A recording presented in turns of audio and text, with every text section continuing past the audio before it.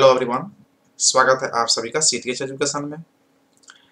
Introduction to IT system में हम लोग मेमोरी टॉपिक को डिस्कस कर रहे थे और इसमें हम लोग देखे थे मेमोरी क्या होता है, मेमोरी कितने टाइप्स के होते हैं, जिसमें हम लोग देखे थे register memory, cache memory, primary memory और सेकेंडरी मेमोरी। तो आज का जो टॉपिक है सेकेंडरी मेमोरी से संबंधित है, क्योंकि इसके पहले हम लोग प्राइमरी मेमोरी के टाइप्स रैम और रोम को डिस्कस कर चुके हैं, मेमोरी हायरार्ची को डिस्कस कर चुके हैं, जिसमें हम लोग कंपेयर करके देखे थे register memory, cache memory, primary memory और सेकेंडरी मेमोरी में कौन फास्ट होता है, कौन मेमोरी कॉस्टली होता है, किसके पास ज़्यादा स्टोरेज कैपेसिटी होता है। इन सभी चीज़ों को हम लोग डिस्कस कर चुके हैं। तो मेमोरी से ये लास्ट टॉपिक होगा हम लोग का, जिसमें हम लोग देखेंगे सबसे पहले हार्ड डिस्क ड्राइव HDD क्या होता है, उसके बाद हम लोग बात करेंगे SSD के बारे में। इन दोनों में क्या बेसिक डिफरेंस है, इसको भी हम लोग लास्ट में डिस्कस करेंगे। लेकिन समझने का हम लोग प्रयास करेंगे HDD से किस प्रकार से क्वेश्चन पूछा सकते हैं और इसमें ऑब्जेक्टिव कैसा आता है, और SSD से कैसे ऑब्जेक्टिव क्वेश्चन पूछे जा सकते हैं। क्योंकि HDD आपके सिलेबस में दिया गया है तो इससे क्वेश्चन आने की संभावना बनता है। एक एक करके हम लोग इसको समझने का प्रयास करेंगे, HDD क्या होता है, SSD क्या होता है और इन दोनों में बेसिक डिफरेंस क्या है। अगर इसको आप कवर कर लेते हैं तो इससे संबंधित जो भी ऑब्जेक्टिव आपके एग्जाम में पूछा जाएगा, उम्मीद है कि आप आराम से उसको कवर कर पाएंगे। तो सबसे पहले हम लोग देखते हैं HDD के बारे में और इसको समझने का प्रयास करते हैं। जैसा कि आप देख रहे हैं फिगर में HDD यहाँ पे दिखाया गया है, इसका ओपन ऊपर वाला भाग जो है ना ओपन किया गया है और अंदर में आपको दिख रहा है कि ये डिस्क लगा हुआ है, ये डिस्क है जिस पर जो इंफॉर्मेशन को यहाँ पे इंफॉर्मेशन को लिया जाता है, कवर किया जाता है, रिकॉर्ड किया जाता है। और उस इंफॉर्मेशन को रीड करने के लिए इसको रोटेट होना पड़ता है। जैसे जैसे रोटेट होते जाएगा इंफॉर्मेशन उसको मेमोरी में मेमोरी से जो है हमारा प्रोसेसर रीड करेगा। और इसको रोटेट करने के लिए यहाँ पे देखिए आपको एक ड्राइव लगाया गया है, ये है ड्राइव। तो डिस्क पे इंफॉर्मेशन रिकॉर्डेड है और उस इंफॉर्मेशन को रीड करने के लिए उसको रोटेट करना होता है। रोटेट करने के लिए यहाँ पे ड्राइव लगा हुआ होता है। तो इसमें डिस्क है और उसको रोटेट करने के लिए ड्राइव है। और इसका जो कवर किया गया है ऊपर से और नीचे से जो पार्ट, वो काफी कठोर है, बहुत ही हार्ड है, जिससे कि ये फ्रैक्चर ना हो, टूटे नहीं, क्योंकि इसमें बहुत ही महत्वपूर्ण इंफॉर्मेशन रिकॉर्डेड होता है। अगर ये टूट जाएगा तो आपका सभी इंफॉर्मेशन वहां से उड़ जाएंगे, बर्बाद हो जाएंगे, उसको आप फिर से रिकवरी नहीं कर पाएंगे। इसलिए इसको बहुत ही हार्ड बनाया जाता है, इसलिए इसका नाम पड़ गया हार्ड डिस्क ड्राइव।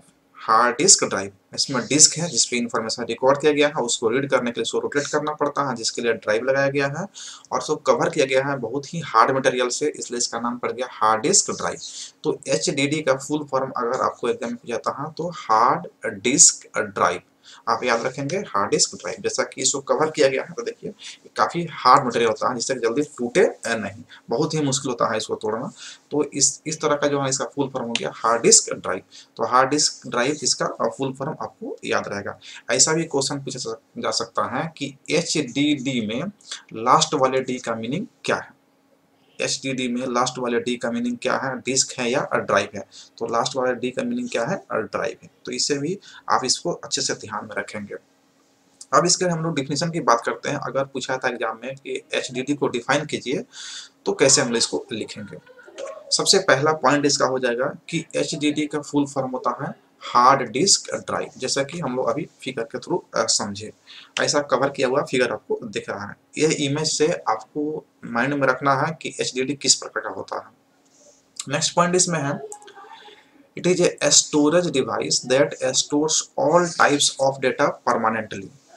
यानी कि यह एक प्रकार का स्टोरेज डिवाइस है जिसमें किसी भी प्रकार के डेटा को आप स्टोर कर सकते हैं।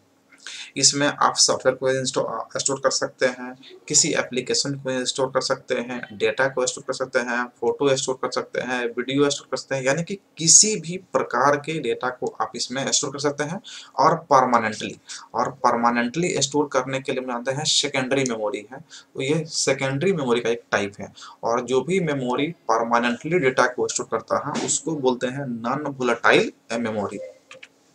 यहाँ पे कहा जा रहा है कि ऑल टाइप्स ऑफ फाइल का मीनिंग हो गया when we see all types of files.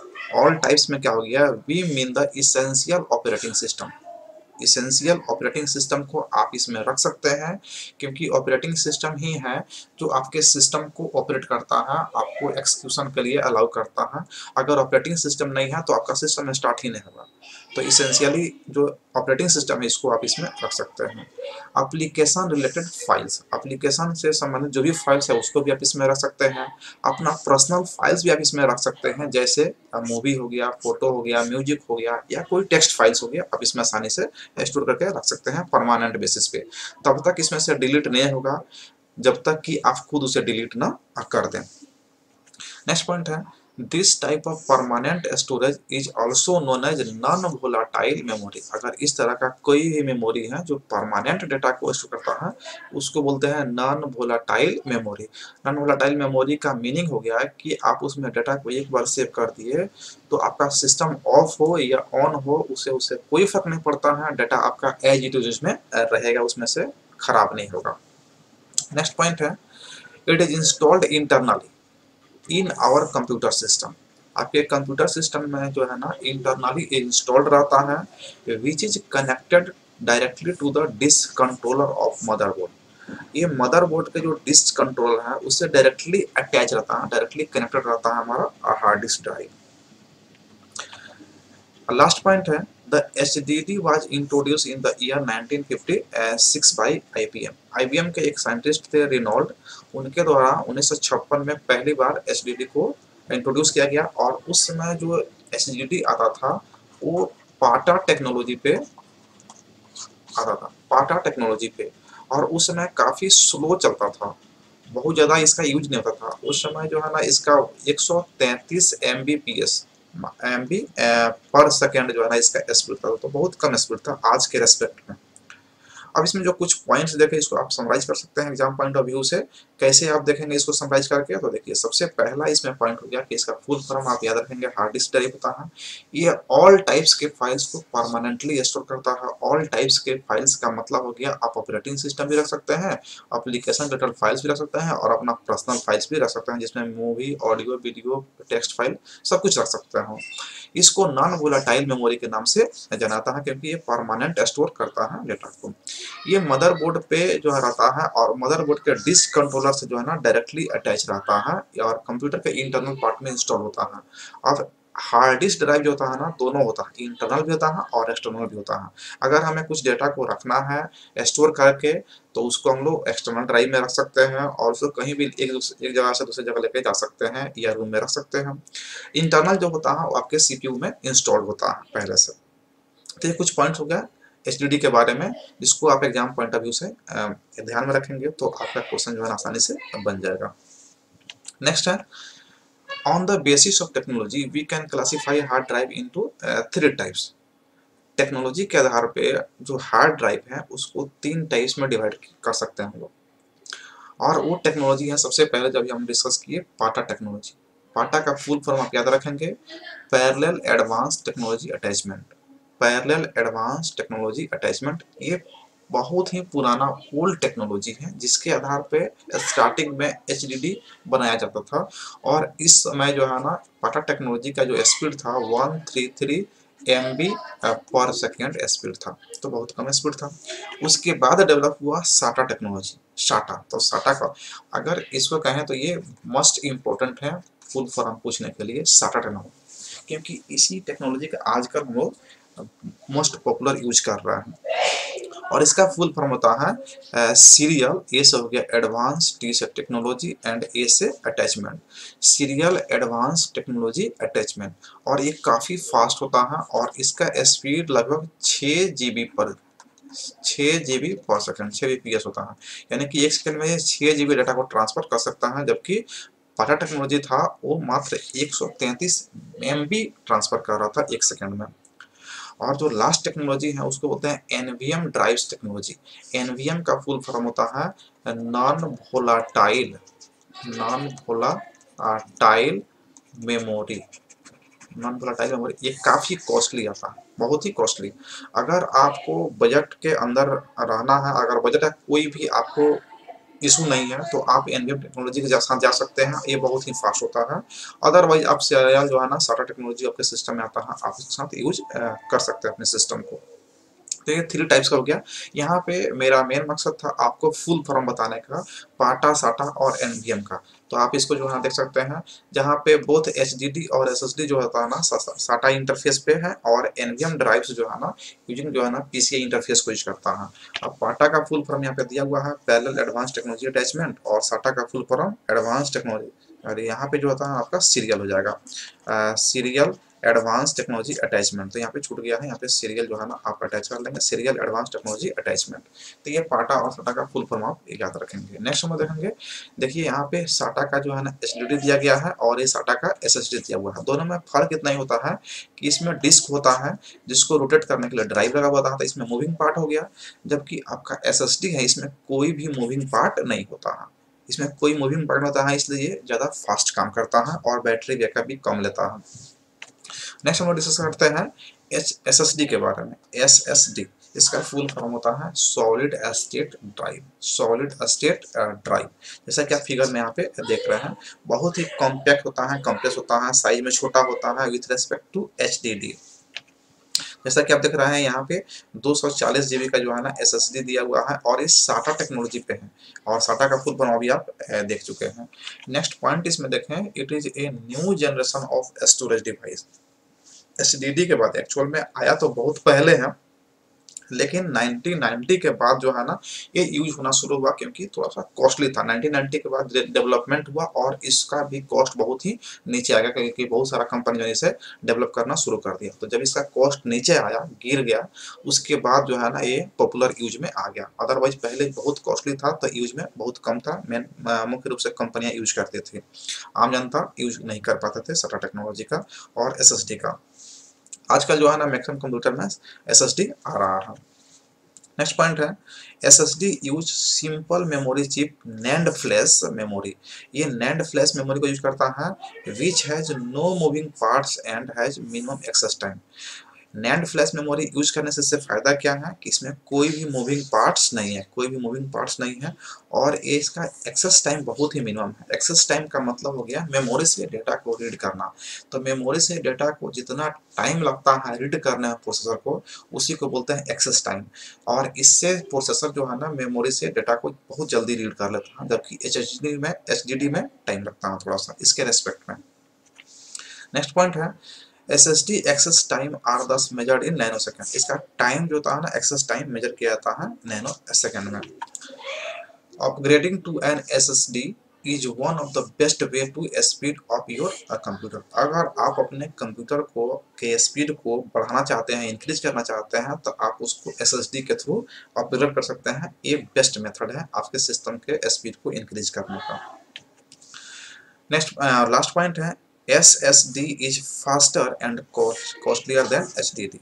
यानी कि HDD सस्ता होता है, जबकि SSD महंगा होता है, और SSD फास्टर होता है with respect to HDD। HDD से फास्ट कौन होता है? SSD। तो ये कुछ पॉइंट हो गया SSD के रिगार्डिंग, जिसको आप देख सकते हैं, और इसको समराइज करके कौन कौन से पॉइंट आपको माइंड में हमेशा के लिए फिट रखना है उसको आप ध्यान में रख सकते हैं। देखिए, सबसे पहला पॉइंट इसका हो गया कि इसका फुल फॉर्म होता है सॉलिड स्टेट ड्राइव। ये न्यू जनरेशन का टेक्नोलॉजी है स्टोरेज डिवाइस में, और ये भी सेकेंडरी मेमोरी ही है। जो डेटा को परमानेंटली स्टोर करता है। तो आप कहेंगे कि इसमें किस प्रकार के डेटा को स्टोर करेंगे, तो इसमें सभी प्रकार का, यानी कि all types of data can be stored in SSD. SSD में और एचडीडी में ज़्यादा फर्क नहीं है, बस इसमें इसका स्पीड ज़्यादा है और इसका साइज कॉम्पैक्ट है, एक्सेस टाइम कम लेता है। जो डाटा आप एचडीडी में आप स्टोर करते थे वो सभी डेटा आप एसएसडी में स्टोर कर सकते हैं, जैसे operating system, movie, audio, video, text file, application, कुछ भी आप इसमें भी स्टोर कर सकते हैं और ये भी आपको इंस्टॉल होता है सिस्टम के इंटरनल पार्ट में।